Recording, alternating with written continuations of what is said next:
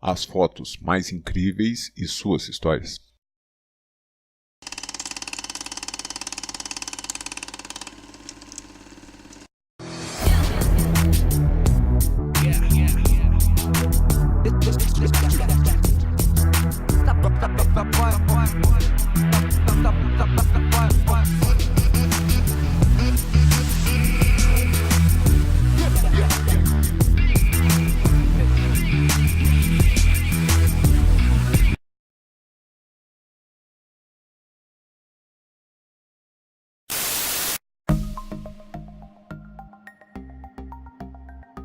O meteorito Fukang foi descoberto por um explorador anônimo no ano de 2000 no deserto de Gobi, na China. À primeira vista não parecia nada de interessante até que uma amostra foi retirada da rocha e sua beleza estrutural complexa veio à luz. Trata-se de um meteorito de palazita, uma mistura única de liga de níquel, ferro e olivina, em uma estrutura esponjosa onde a olivina se esconde como gotas de mel em um favo prateado. Acredita-se ser da formação dos planetas em torno de 4 bilhões de anos atrás. Em 2008, parte desse meteoro foi oferecido em Nova York, em uma casa de leilões, mas o valor de arremate de 2 milhões não foi atingido. Mas ainda assim o meteorito é oferecido na internet por $500 a cada 20 gramas.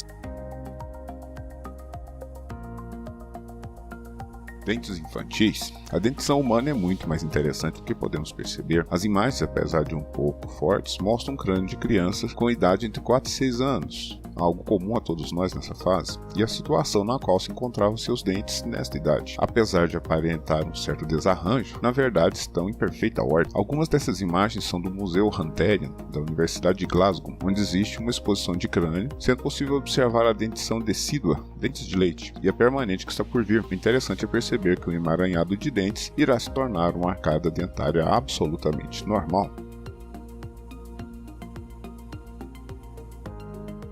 Relógio Patek Philippe. A criação da referência 5175 desse relógio envolveu mais de 100 mil horas de trabalho ao longo de 8 anos de desenvolvimento. É o primeiro relógio com 2 fases apresentados pela Patek Philippe, podendo ser usado tanto de um lado como de outro. A caixa, elaborada e gravada em ouro rosa de 18 quilates, tem 214 partes e exigiu 4 anos de desenvolvimento. O movimento e suas engrenagens conta com 20 complicações, 1.300 peças, incluindo 32 pontes e 108 rubis. Ele tem indicação de semana, mês, data, ano bissexto e fases da lua. O Grandmaster Charme da Patek Philippe será produzido em uma edição limitada de apenas 7 unidades. Uma delas será exibida no Museu da Marca, em Genebra, e as outras 6 serão oferecidas a uma lista exclusiva de interessados, que pagarão cerca de 2 milhões e meio de francos suíços por cada um deles, cerca de 6 milhões e meio de reais.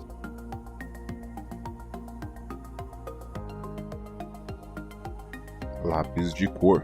Formas tradicionais de pintar, como o lápis de cor, realmente têm o seu próprio e lindo estilo, e você pode encontrar dezenas de artistas talentosos que se especializaram neles. Se você já quis começar a desenhar, essas fotos certamente deixará você inspirado. Além de muito criativos, muitos desses artistas usam pura e simplesmente talento e lápis coloridos para criar obras-primas com diferentes origens e estilos. Alguns desenhos parecem com fotos ou pinturas a óleo, outros têm textura e profundidade, como verdadeiras obras-primas de um artista plástico. Raio na grama. Quando um raio atinge a Terra, ele se ramifica ao longo do solo, que nesse caso é verde, formando os desenhos. Essa corrente se espalha pelo centro do contato em um padrão que lembra gavinhas. Quando um relâmpago atinge um campo de golfe, como vemos nas fotos, o calor da descarga é tão quente, atingindo alguns milhares de graus, que ele forma esse padrão, enviando uma carga pelo subsolo que mata tudo em seu caminho, desenhando as estranhas formas. O caminho da descarga atmosférica através do solo pode ser visto através do desenho na grama morta. E sob o solo, a areia é derretida até o ponto de fusão que se torna vidro. Lembre-se, não existe um ponto seguro ao ar livre quando se trata de raios, devendo-se buscar a segurança de uma casa ou de um carro sempre que possível.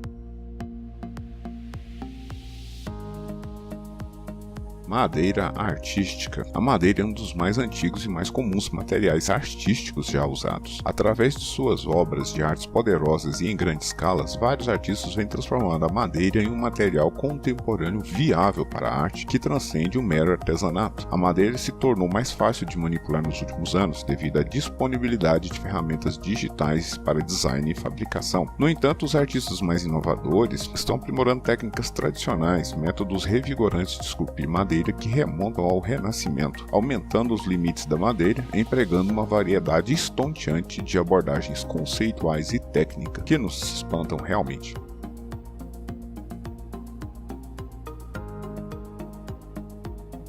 Leão Ferido. Esse belo monumento foi erguido em homenagem a valorosos soldados suíços que encontraram um triste fim quando, no início do século XVII, um regimento de guardas suíços serviram ao rei Luís XVI. E em 1792, a insurreição de 10 de agosto, os revolucionários invadiram o palácio. Os guardas suíços ficaram sem munição e foram esmagados por números muito superiores. Uma nota escrita pelo rei meia hora após o início do ataque sobreviveu, ordenando aos suíços que se retirassem e voltassem para os seus alojamentos. Isso foi posto em prática depois que a sua posição se tornou insustentável. Dos guardas suíços que defenderam o palácio, mais de 600 foram mortos durante os combates. Somente 2 oficiais suíços sobreviveram e atingiram posteriormente altas patentes no exército de Napoleão. Tartaruga e a água-viva. Nesta foto notável, vemos uma tartaruga pegando carona em uma água-viva, algo quase inacreditável. Inicialmente, alguns pensaram que se tratava de uma tartaruga verdadeira, mas as tartarugas são conhecidas por atacar águas-vivas e se alimentar delas. Então, o usuário do Reddit, Ambiguous Statman, fez um trabalho de detetive e descobriu que, na verdade, era uma tartaruga de brinquedo. Independente disso, é uma foto incrível e que nos faz dar uma segunda boa olhada nela.